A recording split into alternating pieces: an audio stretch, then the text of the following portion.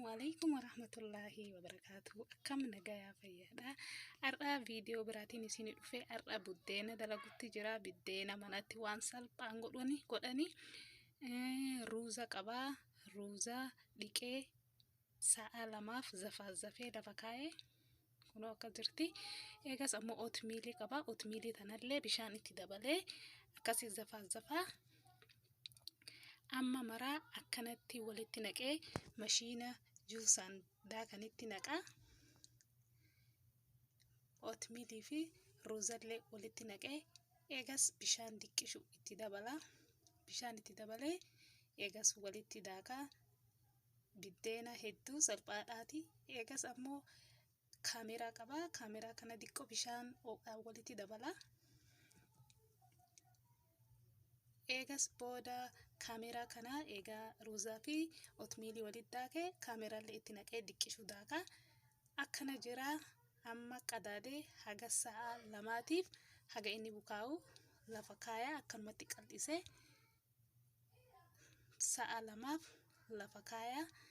Eegas sa'a lama booda kunoo bukaa'ee akkana jira bareedaadha. Amma eelee tiyyaa ibiddarra kaa'adhee jira. Kunoo amma duraanuma qal'isee lafa kaa'ee akkanatti qophaa'ee waan jiruuf amma eelee matiyyaa irratti kunoo hagas didiqqeesseetiin bal'isaa jira. Eelee irratti buusaa jira. Buddeena hedduu bareedaa ijoolleen hedduu jaalatti yeroo gabaabaa keessatti godhatanii. Kanaafuu akkanatti gootanii yaaluu dandeettanii. Hedduu mi'aawaadha, hedduu bareedaadha. Xaafii malee ruuzumaa fi ootmiilii qofa waan biraa ittiin dabarre kaameraa itti dabalee hedduu bareedaadha. Akkanatti yaala godhaa isiniin jedha. Warri chaanela kanaaf haarawaa baga nagayaan dhuftan chaanela kana maatii ta'uuf subscribe godhuu hin dagatinaa. Warri duraanuu subscribe gootan galatoomaa haga ammattuu na waliin turuu keessanii fi kunoo akkanatti bareedaadha. Hedduu nyaata bareedaa, hedduu nyaata salphaadha. Viidiyoon kiyya har'aa kanuma kana isinitti garsiisa jedheeti kana isin waliin qoodadha jedheetiin isinii fidee kunoo hedduu bareedaadha. Haga yeroo biraatiif viidiyoo biraatiin walitti deebinuu like, share, subscribe gochuu hin dagatinaa warri haarawaa. Kanaafuu nagaa keessa tura. رضيت بالله ربا وبالإسلام دينا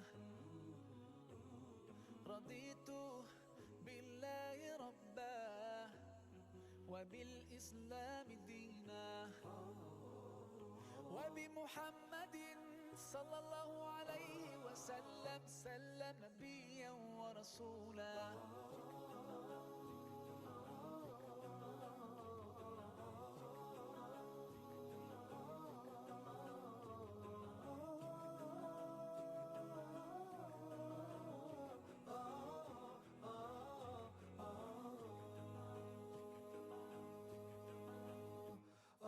في حماك ربي غايتي رضاك والقلب في يقين يحيا